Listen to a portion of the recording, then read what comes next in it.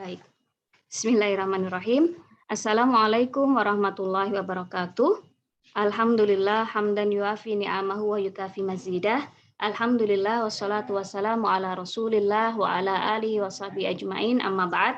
Alhamdulillah, terima kasih sebelumnya saya sampaikan kepada Dr. Nurhalis SAG MAG yang telah memberikan kesempatan kepada saya untuk menyampaikan hasil dari penelitian mini research dan paper yang berjudul Konsep Maslahat dan Penerapannya dalam Pembentukan Hukum di Indonesia.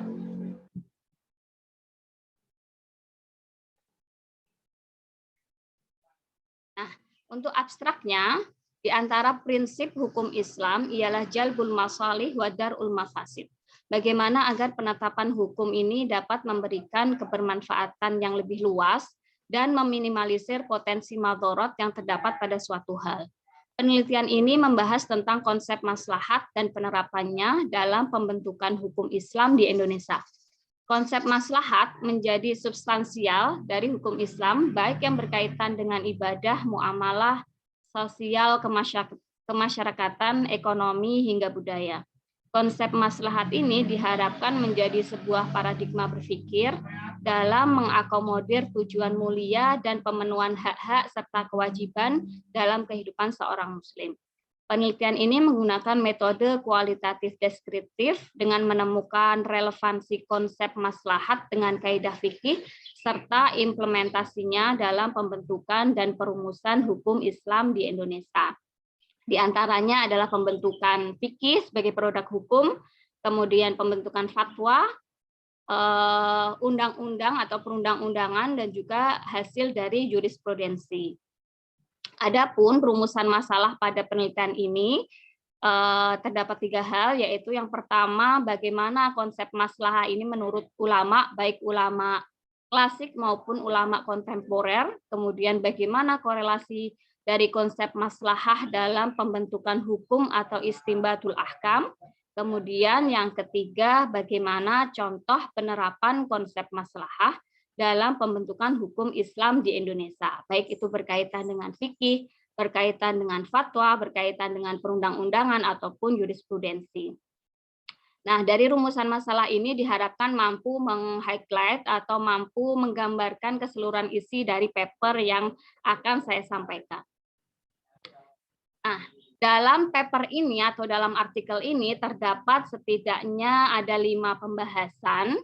Pembahasan yang pertama adalah konsep maslahat menurut ulama klasik dan kontemporer. Kemudian konsep maslahat dalam perspektif maqasid asy-syariah. Kemudian prinsip kaidah fikhiyah yaitu darul mafasid aula min jalbil masalih. Kemudian yang keempat, prinsip kaidah fikhiyah la dharara wa la dhirar. Kemudian prinsip yang terakhir adalah penerapan konsep maslahat dalam pembentukan hukum Islam. Nah, pembahasan yang pertama yaitu konsep maslahat menurut ulama klasik dan kontemporer. Di sini terdapat beberapa ulama yang saya cantumkan dalam artikel, yaitu tentang definisi mengenai maslahah ini sendiri. Yang pertama, prinsip masalih mursalah Imam Malik, yang mana kita ketahui masalih mursalah Imam Malik ini menjadi ciri khas daripada mazahib yang lainnya ya. Nah, seperti apa itu masalih mursalah Imam Malik? Para ulama meskipun berbeda pendapat atau para fuqaha itu meskipun berbeda pendapat dalam penggunaan masalih mursalah sebagai sumber hukum atau sebagai metodologi istimbatul ahkam, akan tetapi para ulama itu bersepakat bahwa teori maslahat memiliki relevansi dengan hukum Islam. Hal tersebut yang kemudian menjadi latar belakang dan alasan dalam istimbatul ahkam, ijtihad, menetapkan serta menganalisa sebuah hukum. Imam Malik menjadikan maslahat sebagai sebuah metodologi istimbatul ahkam yang disebut maslahah mursalah. Ya, maslahah mursalah itu berasal dari 2 kata, yaitu maslahah yang berasal dari kata sholaha yasluhu maslahatan atau isim masdar dari kata sholaha, kemudian mursalah yang berasal dari kata arsala yursilu. Nah, pada kenyataannya unsur maslahah itu memang selalu menjadi paradigma dalam penetapan hukum. Selama maslahat itu tidak bertentangan dengan sumber qat'i yaitu Al-Qur'an dan Sunnah. Kemudian selanjutnya ada definisi dari Imam Ghazali ya. Definisi dari Imam Ghazali, maslahah itu apa? Maslahah adalah al-muhafadzah ala maqsudis syar'i wa maqsudus syar'i minan nas. Wa hiya khamsatun yakni hifdzuddin, hifdzuddin, hifdzun nafas, hifdzul aqal, kemudian hifdzul irdi atau hifdzun nasal dan hifdzul mal. Sedangkan menurut Indal Khawarizmi itu al-muhafadzah ala maqsudis syari' bidaf'il mafasid anil khalqi. Terdapat juga pendapat atau definisi masolih menurut Imam Syatibi, ini yang terkenal sekali dengan maqasid syariahnya, yakni menurut Syatibi apa yang disebut maslahah? Al-maslahah dia al-maslahah allati la budda minal qiyam fa idza faqadat ya'ti ilal fasad wa dharar. Maslahat adalah sesuatu yang harus diwujudkan, sesuatu yang harus diterapkan, sehingga kalau maslahat ini tidak ada, maka sesuatu itu akan jatuh kepada al-fasad atau kerusakan atau al-dharar dalam sebuah bahaya. Sehingga Imam Syatibi ini nanti akan membaginya menjadi al-maslahah al-daruriyah, kemudian al-maslahah al-hajiyah, dan al-maslahah at-tahsiniyah. Sehingga dari kemudian terdapat definisi Izzuddin Abdus Salam yang juga berpendapat bahwasannya Izzuddin Abdus Salam juga menulis satu literatur yang menjelaskan mengenai maslahat dalam kitabnya Qawaidul Ahkam fi Masalihil Anam, bahwa dalam mengimplementasikan syariat dalam bentuk hukum akan selalu kembali kepada kepentingan, kebermanfaatan, dan maslahat manusia. Teori maqasid menurut Izzuddin terdapat dua analisis yang menjadi kata kunci, yaitu maslahah dan mafsadah. Ini menjadi tolak belakang atau menjadi hal yang saling bertentangan gitu ya. Maslahah itu selalu ditandai dengan lazat, kenikmatan, dan farah atau kesenangan, serta apa yang menjadi wasilah untuk mencapai keduanya. Sedangkan kata mafsadat adalah kebalikannya, yaitu memiliki makna asyar, keburukan, atau az-dharar, bahaya, ataupun as-sayyi'ah. Nah, dari kelima pendapat atau kelima definisi maslahah ini menurut para ulama dapat ditarik kesimpulan bahwasanya maslahah ya al-manfaah, atau yang dimaksud dengan al-murad lughatan yakni jalbul manfaah wa daf'ul madharah. Bagaimana sesuatu hal itu dapat mencapai sebuah maslahat atau kebermanfaatan serta menolak dan meminimalisir bahaya. Wa istilahan al-maslahah allati qasadaha asy-syari' al-hakim li ibadihi min hifdziddin wa hifdzin nafas wa hifdzil aqal wa hifdzin nasal wa hifdzil mal. Jadi terdapat 5 maslahat utama atau maslahat yang umum yang hendaknya dicapai dalam pembentukan hukum Islam dan menjadi menjadi latar belakang dan tolak ukur bagi para intelektual hukum Islam untuk mencapai sebuah hukum, yakni hifdzuddin, hifdzun nafas, hifdzul aqal, hifdzun nasal, wa hifdzul mal. Kemudian terdapat beberapa hujjiyah atau beberapa dalil mengenai keabsahan daripada maslahah ini. Tentunya dapat diambilkan dalil minal Quran, minal hadis, dan juga dari ijma'ul ulama. Minal Quran yang terdapat pada ayat a'udzubillahi minasyaitonirrajim wa ma arsalnaka illa rahmatan lil alamin. Artinya bahwa sesuatu yang diturunkan oleh asyari atau oleh Allah, pembuat syariat, itu pasti terdapat maslahat atau pasti terdapat hikmah atau ibrah yang ada di dalamnya. Pasti terdapat faidah. Atau dalil lain misalkan ma yuridullahu liyaj'ala 'alaikum min haraj walakin yuridu liyutahhirakum.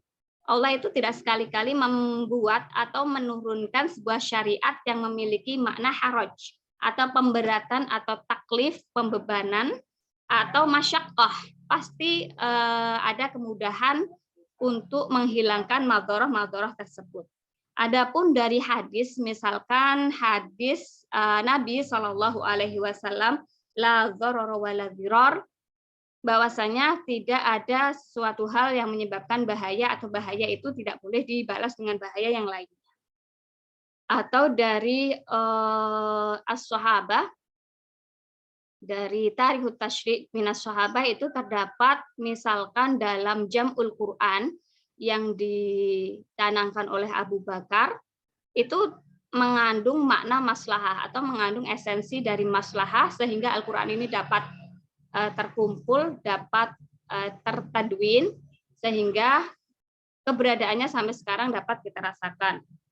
Kemudian contoh yang lainnya adalah Umar bin Khattab ketika menghukumi seorang pencuri gitu ya di masa paceklik.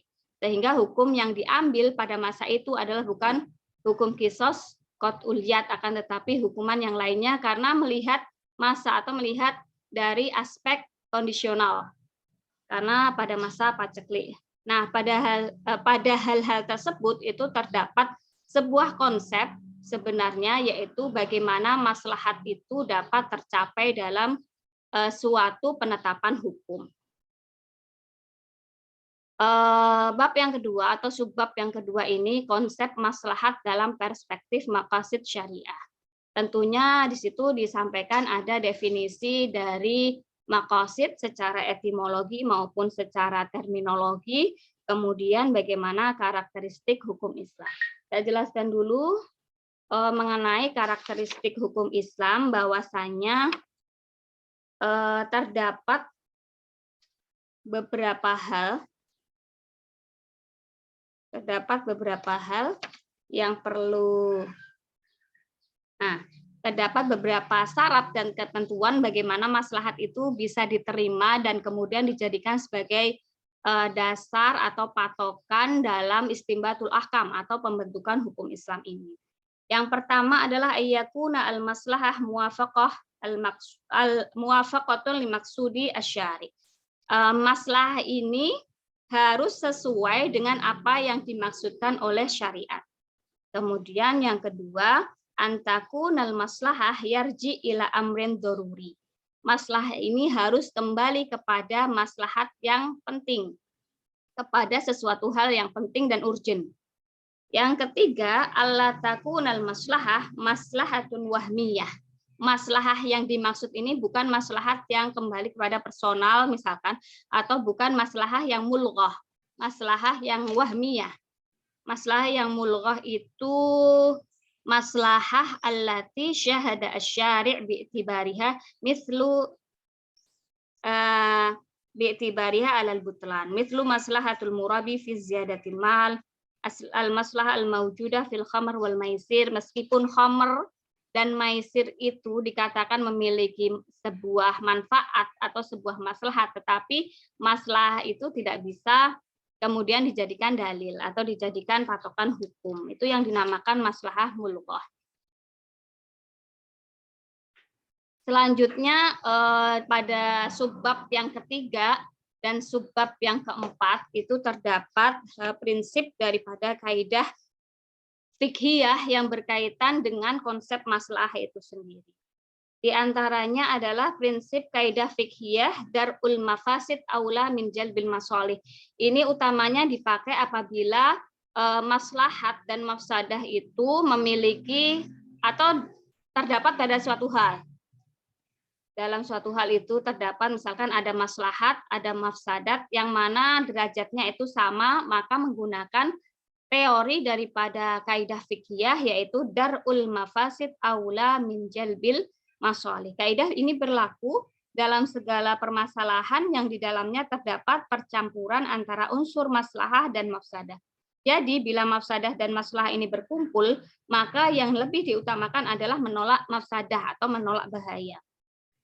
Nabi Muhammad SAW sebagai pemegang otoritas hukum memiliki perhatian lebih besar pada hal-hal yang dilarang atau al-manhiyat daripada hal-hal yang diperintahkan atau al-ma'murat.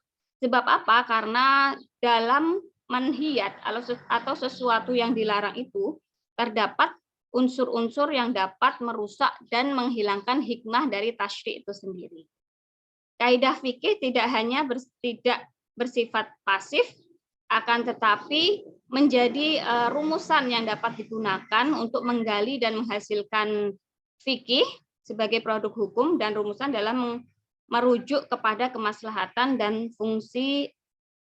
fungsional bahwa hukum bisa berubah tergantung masa, tempat, keadaan, dan sebagainya. Ini sesuai dengan kaidah hukum yaitu taghayyurul ahkam bi taghayyuril azman wal amkinah wa niyah. Bahwasanya hukum itu selalu berubah sesuai dengan perubahan zaman, sesuai dengan perubahan tempat, keadaan, niat, bahkan adat kebiasaan.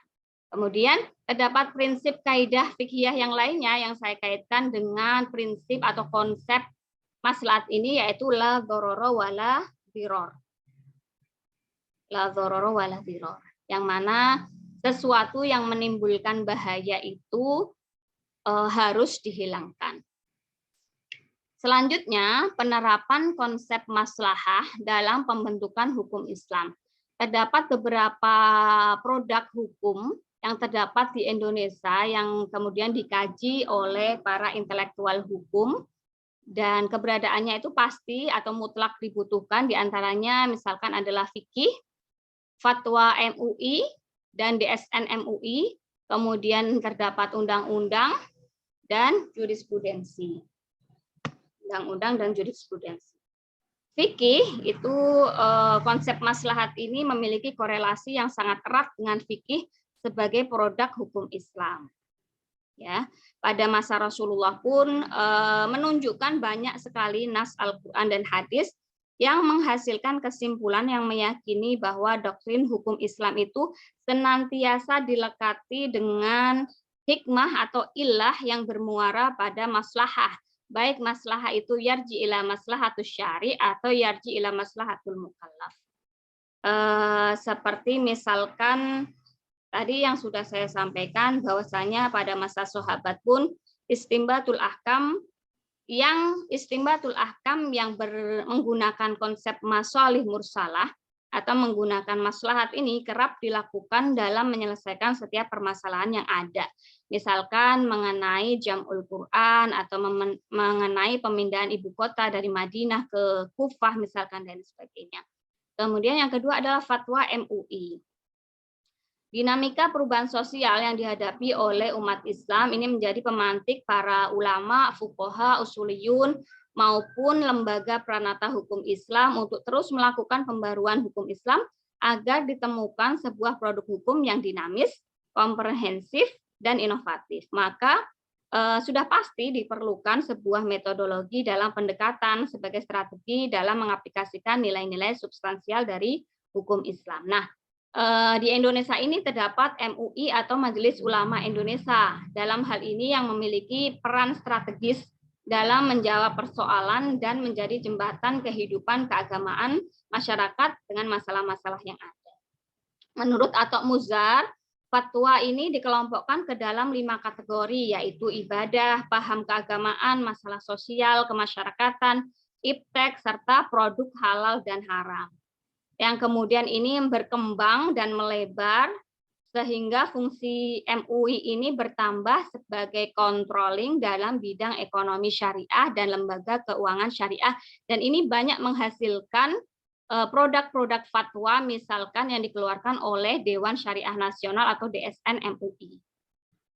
Kemudian berikutnya adalah perundang-undangan. Ada banyak sekali perundang-undangan yang menggunakan konsep maslahat. Di antaranya adalah undang-undang tentang perkawinan yang terdapat pada UU Perkawinan tahun 1974, kemudian undang-undang mengenai zakat produktif, UU mengenai wakaf produktif, UU kewarisan, dan lain sebagainya. Itu semuanya bila kita kaji dan kita teliti akan merujuk pada suatu konsep yang kembali kepada maslahat kehidupan sosial kemasyarakatan yang ada di Indonesia. Selanjutnya jurisprudensi. Nah, Kesimpulannya, secara umum, produk pembaharuan pemikiran hukum Islam di Indonesia mempunyai korelasi yang erat dalam penggunaan prinsip-prinsip kaidah fikih dan merujuk pada kemaslahatan dan kebermanfaatan masyarakat Muslim. Adapun ragam produk tersebut akan terlihat pada yang pertama fikih, yaitu bangunan pengetahuan yang mencakup amaliyah mukallaf baik ibadah maupun muamalah. Yang kedua fatwa sebagai produk pemikiran hukum terhadap persoalan personal maupun sosial, baik yang bersifat kasuistik maupun yang bersifat global. Kemudian yang ketiga undang-undang atau jurisprudensi di sini sebagai produk pengadilan hasil ijtihad para hakim dalam menyelesaikan masalah, dan kemudian peraturan perundang-undangan termasuk kompilasi hukum Islam sebagai implementasi dari hukum Islam yang mengakomodir dan melindungi banyak kebutuhan masyarakat Muslim.